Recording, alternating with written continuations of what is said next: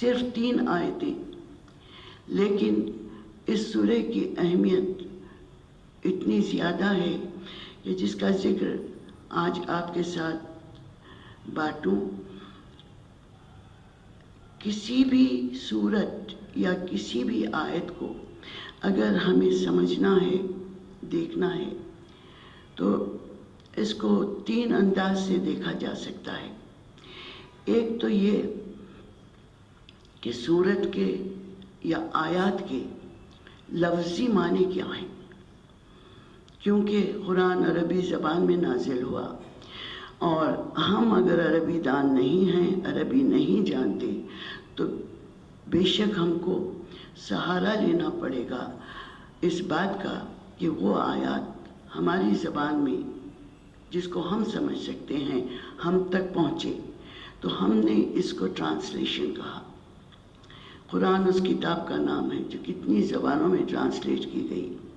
Statistics نے بتلایا کہ سب سے زیادہ جس کتاب کے ٹرانسلیشنز کیے گئے ہیں وہ قرآن ہے۔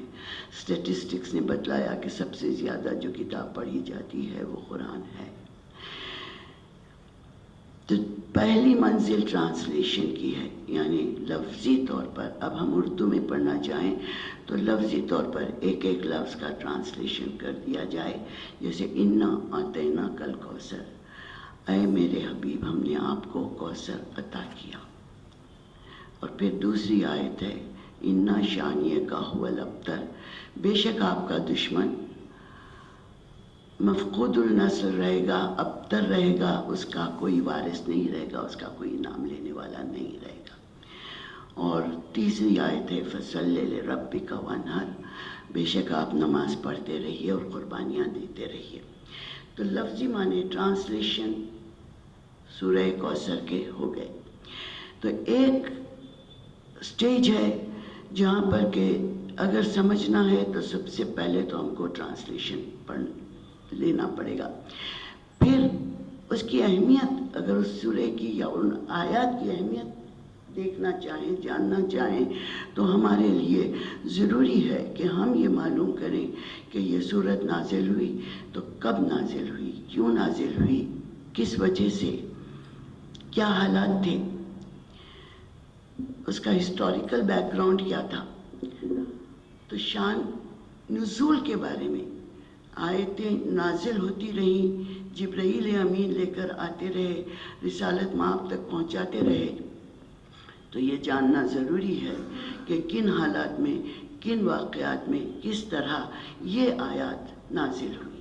یہ اگر اس صورت کے بارے میں جاننا ہے تو یہ صورت کب نازل ہوئی، کس وقت، کس حالات میں، کس انداز سے نازل ہوئی۔ تو یہ ایک اور سٹیج ہے کہ ہم اپنے معلومات میں اضافہ کریں تو پہلے ٹرانسلیشن اور پھر اس کے بعد یہ معلوم کریں کہ یہ اس کی شان نزول کیا ہے، یہ کیوں نازل ہوا، کب نازل ہوا۔ پھر تیسرا سٹیج یہ ہے کہ ہم اس کو انٹرپریٹ کریں کہ کس لفظ کے کیا معنی۔ اب کئی الفاظ ہیں تو اس کے کئی معنی ہوتے ہیں، کئی معنی ہوتے ہیں۔ اس دور میں جب نازل ہوا ممکن ہے کہ لوگوں کے سامنے ایک معنی آ گئے اور لوگوں نے اس کو قبول کر لیا، لیکن زمانے کے گزرنے کے ساتھ، علم کے اضافگی کے ساتھ ہم کو یہ معلوم ہوتا جاتا ہے کہ ایک ایک لفظ کے کئی کئی معنی ہیں، ایک جملے کو کئی طریقے سے انٹرپریٹ کیا جاتا ہے۔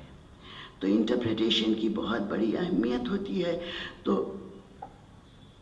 شاید انٹرپریٹیشن کے معنی تفسیر بھی ہو، ترجمہ، نزول اور تفسیر، ٹرانسلیشن، نازل ہونے کا وجہ اور انٹرپریٹیشن کہ اس کو کیسے انٹرپریٹ کیا گیا۔ یہ قرآن کی ہر آیت کے بارے میں یہ تینوں باتیں اپنی جگہ پر صحیح ہیں، لیکن چونکہ آج سورہ کوثر کے بارے میں آپ کے ساتھ گفتگو کرنا چاہتی ہوں، تو سورہ کوثر کا ٹرانسلیشن تو میں نے سنا دیا آپ کے سامنے۔ اب کوثر کے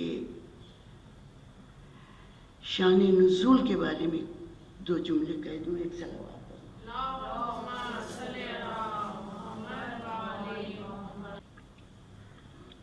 حالات یہ بتلائے جاتے ہیں،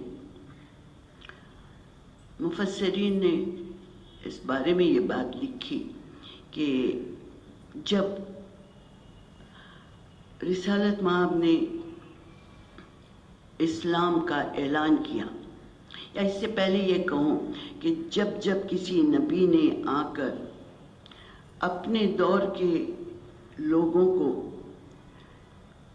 اپنی پیغمبری کا، رسالت کا اعلان بھی کیا اور ان کو احساس بھی دلایا اور ان کو صراط مستقیم کی طرف دعوت بھی دی،